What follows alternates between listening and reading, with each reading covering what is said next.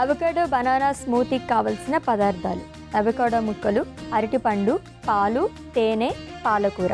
Banana avocado smoothie కావాల్సిన పదార్థాలు చూసాం కదండి. తయారీ విధానంలోకి ఎంట్రీ అయిపోదాం. వెరీ ఈజీ రెసిపీ అనమాట. బట్ మనం హెల్దీ ఫ్యాట్స్లో భాగంగా ప్రిపేర్ చేసుకుంటున్నాం కాబట్టి అవకాడో కానీ అండ్ అలాగే పాలకూర కూడా తీసుకొచ్చారు ఈరోజు, అండ్ బనానా.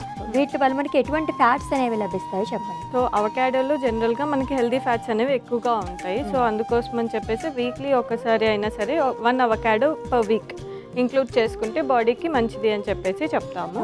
అండ్ మిల్క్లో వచ్చేసరికి మనకి డైరీ ప్రోడక్ట్ కాబట్టి దాంట్లో కూడా ఫ్యాట్స్ ఉంటాయి. బట్ ఎప్పుడూ అన్సాచురేటెడ్ కోసమే చూస్తే కష్టం కదా. సో దీంట్లో ఉన్న అదర్ ఇంగ్రీడియంట్స్ వల్ల వైటమిన్ డి, B12, కాల్షియం ఇలాంటి వాటి కోసం అని చెప్పేసి మిల్క్ కూడా ఇంక్లూడ్ చేసుకుంటూ ఉండాలి. ఓకే, కానీ ప్రతిరోజు కూడా మనం మిల్క్, చాలా మంది పొద్దున్నే పాలు కానీ కాఫీ కానీ ఇలా అలవాటు ఉంటాయి కదా, మరి వాళ్ళ పరిస్థితి ఏంటి? హై మలాయి ఉంటాయి అంటే ఎక్కువ మీగడ ఉంటాయి కదా, సో అవి తీసుకోకూడదు. అవి కాకుండా ఎక్కువ పాలు అంటే 1 గ్లాస్ అట్లా చిక్క పాలు ఉన్నాయంటే 1 గ్లాస్, ఆ పాలలో 1 గ్లాస్ వాటర్ కలపాలి. Okay, equal portions of water కలిపేసి అప్పుడు ఆ మిల్క్ తీసుకోవచ్చు. దానివల్ల కొలెస్ట్రాల్స్ అంతగా పెరగవు. కిడ్స్కి కూడా అంతేనా? వాటర్ కలిపే ఇవ్వాలా? అంటే కిడ్స్కి కొంచెం డైజెషన్ కూడా ఇష్యూ అవుతుంది వాళ్ళకి అలాగే థిక్ మిల్క్ ఇస్తే. సో కొంచెం డైల్యూట్ అయితే చేయాలి. మనం ఖచ్చితంగా ఫుల్ కంప్లీట్ క్రీమ్ మిల్క్ ఇచ్చామనుకోండి, కిడ్స్కి కూడా కొంచెం కాన్స్టిపేషన్ లాగా వస్తుంది, బ్లోటింగ్ వస్తుంది. అందుకోసం వాటర్ కలిపి ఇచ్చేయచ్చు. ఓకే, పర్లేదు, అయితే మంచిదే. అండ్ బనానా వచ్చేసరికి జస్ట్ ఫ్రూట్ లాగా తీసుకున్నాను అంతే, దాంతో కొలెస్ట్రాల్స్కి రిలేషన్ ఉంది. పాలకూర ఏంటి అంటే యాంటీ ఆక్సిడెంట్స్ ఎక్కువ ఉంటాయి, కొంచెం మనకి ఆకుకూర అనేది ఇంపార్టెంట్ అంతే. సో దీంట్లో నాకు మెయిన్ ఇంగ్రీడియంట్ అవకాడో అనమాట. సో అవకాడో టేస్ట్ కూడా అంతగా ప్లెయిన్గా తీసుకోలేరు కాబట్టి ఇలా స్మూతీ లాగా పాలకూర, బనానా లేకపోతే పేస్ట్ లాగా చేసుకొని తీసుకోవడం, అలా అయితేనే అవకాడో తీసుకోగలం. సో ఏ టైంలో తీసుకోవచ్చు? ఇది కొంచెం హెవీగానే ఉంటుంది కదా బనానా అనేది. మిడ్ మార్నింగ్ అలా ఏమన్నా తీసుకోవచ్చు? మిడ్ మార్నింగ్ కానీ ఈవినింగ్ కానీ తీసుకోవచ్చు. Okay, done. ప్రిపేర్ చేసుకుందామా? సో మనం మొత్తం మిక్సీ జార్లోనే వేసేసుకుందాం. ఓకే, 2 స్పూన్స్ అవకాడో వేసుకుందాం. అండ్ కొద్దిగా పాలకూర, 1 స్పూన్ పాలకూర వేసుకుందాం. అండ్ ఒక బనానా యాడ్ చేసుకుందాం. ఓకే,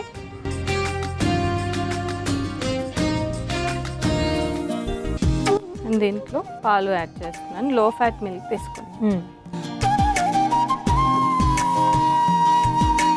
అండ్ టేస్ట్ కోసం కొద్దిగా హనీ వేస్తాను. Okay, so in case sweets తినరు అనుకుంటే కనుక హనీ అవాయిడ్ చేసుకోవచ్చు, ఎందుకంటే బనానా ఉంది కాబట్టి కొంచెం ఆ స్వీట్నెస్ అనేది వస్తుంది. కానీ అవకాడో కొంచెం డామినేటింగ్ కాబట్టి ఒకవేళ అవకాడో తీసుకోవడం అలవాటు ఉంది అంటే హనీ స్కిప్ చేసేయచ్చు.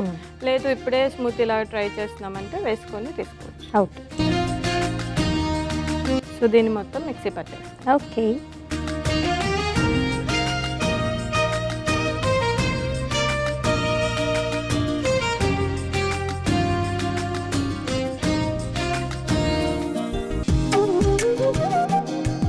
సో మన స్మూతీ రెడీ అయిపోయింది అశ్విని. సర్వింగ్ గ్లాస్లో తీసేసుకో.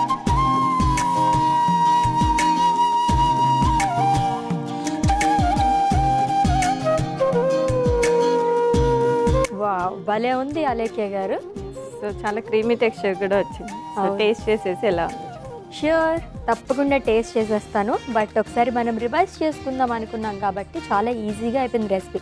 ఆల్రెడీ ముందే చెప్పాను కదా, ఎమ్మీ రెసిపీస్ అన్నీ చాలా ఈజీగా చేసేస్తూ ఉంటారు అలేఖ్య గారు. సో హెల్దీ ఫ్యాట్స్ గురించి ఒకసారి డిస్కస్ చేసుకుందాం. సో హెల్దీ ఫ్యాట్స్ అంటే ఏంటి, దీంట్లో ఎన్ని టైప్స్ ఉంటాయి? సో హెల్దీ ఫ్యాట్స్ అంటే అశ్విని మన బాడీలో కొన్ని టైప్స్ ఆఫ్ బాడీ ఫంక్షనింగ్కి కానీ, న్యూట్రియంట్ అబ్జార్ప్షన్కి కానీ, బాడీ మెటబాలిజంకి కానీ మనకి ఫ్యాట్స్ అనేవి చాలా ఇంపార్టెంట్ అనమాట.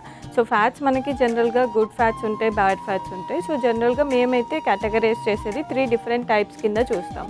So saturated fats, unsaturated fats, trans fats అని చెప్పేసి కేటగిరీస్ ఉంటాయి. సో దీంట్లో మనం ప్రిఫర్ చేయాల్సింది జనరల్గా లైక్ అన్సాచురేటెడ్ ఫ్యాటీ యాసిడ్స్ అనమాట. సో చాలా మటుకు మనం తీసుకునే ఆయిల్స్ మీద కానీ లేకపోతే ఏదైనా ప్రాసెస్డ్ ఫుడ్స్ అంటే రెడీ టు ఈట్ అని చెప్పేసి వస్తున్నాయి కదా, జస్ట్ ఫ్రై చేసుకునే ఫుడ్స్లో చిన్నగా వాళ్ళు రాసి ఉంటారనమాట, contains trans fats, contains saturated అని. అలా ట్రాన్స్ అండ్ సాచురేటెడ్ ఫ్యాట్స్ ఉంటే మాత్రం ఆ ఫుడ్స్ని అవాయిడ్ చేయాలి. బికాజ్ ఆ ఫుడ్స్ వల్ల ఏంటి అంటే మన బాడీలో బ్యాడ్ కొలెస్ట్రాల్స్ అనేవి పెరిగే ఛాన్సెస్ ఉంటుంది. ఇఫ్ ఇన్ కేస్ అన్సాచురేటెడ్ అని మెన్షన్ చేసి ఉంటే దాంట్లో టైప్స్ ఉన్నా పర్లేదు, బట్ అన్సాచురేటెడ్ ఉంటే అది తీసుకోవచ్చు. అండ్ అలాగే నాన్ వెజ్ రెసిపీస్లో తీసుకుంటే కనుక ఎటువంటివి ఇంక్లూడ్ చేసుకోవాలి? సో జనరల్గా మనకి నాన్ వెజ్ ఫుడ్స్ నుంచి ప్రోటీన్ కోసం అని చెప్పేసి తీసుకుంటూ ఉంటారు, చికెన్ కానీ మటన్ కానీ. బట్ వాటిలలో మనకి ఫ్యాట్స్ కూడా వస్తాయి అండ్ దానివల్ల కూడా మనకు కొలెస్ట్రాల్స్ పెరుగుతాయి అన్నమాట. ఓకే. ఆ రెండు కాకుండా మనకి ఫిష్లో ఏంటి అంటే omega-3 ఫ్యాటీ యాసిడ్స్ ఉంటాయి. సో దానివల్ల మన HDL అంటే గుడ్ కొలెస్ట్రాల్ రైజ్ అవుతుంది. సో ఫిష్ని వీక్లీ ఒక 3 times వరకు ఇంక్లూడ్ చేసుకోవచ్చు. బెటర్ అది మనము డీప్ ఫ్రై చేయకుండా కొంచెం గ్రేవీ టైప్లో, లేకపోతే మనం కబాబ్ లాగా ఇచ్చాం కదా, సో అలా చేసుకుంటే ఏంటి అంటే ఎక్కువ న్యూట్రియన్స్ అనేవి ప్రిజర్వ్ అయ్యి ఉంటాయి, మన బాడీకి కూడా బాగా లభిస్తాయి. ఓకే. సో చాలా మందికి మీరు డిఫరెన్షియేట్ చేసినట్టుగా అంటే సాచురేటెడ్ అన్సాచురేటెడ్ అని చెప్పేసి పర్టికులర్గా చూసి తీసుకోవడానికి అయితే అందరికీ కుదరదు కదా. ఇన్ జనరల్గా ఏవి ఎక్కువగా తీసుకుంటే మంచిది, దేంట్లో మనకి అన్సాచురేటెడ్ ఫ్యాట్స్ అనేవి అవైలబుల్గా ఉంటాయి? సో జనరల్గా అన్సాచురేటెడ్ ఫ్యాటీ యాసిడ్స్ వచ్చేసరికి మనకి డ్రై ఫ్రూట్స్లో ఎక్కువగా ఉంటాయి, ఫిష్లో ఎక్కువగా ఉంటుంది, అండ్ సీడ్స్లో ఉంటుంది, డిఫరెంట్ వెరైటీస్ ఆఫ్ సీడ్స్లో ఉంటుంది, అవకాడోస్లో ఎక్కువగా ఉంటుంది, పీనట్స్లో ఉంటుంది, అండ్ ఈ ఫుడ్స్లోనే ఉంటుంది. బట్ రెగ్యులర్గా మనం యూజ్ చేసే ఆయిల్స్ వీటిలలో అన్నిట్లో కూడా సాచురేటెడ్ ఫ్యాటీ యాసిడ్సే ఉంటాయి. అందుకోసం అని చెప్పేసి కూడా మనం కొలెస్ట్రాల్ ఎక్కువైందంటే ఆయిల్ తగ్గించమని చెప్తాము.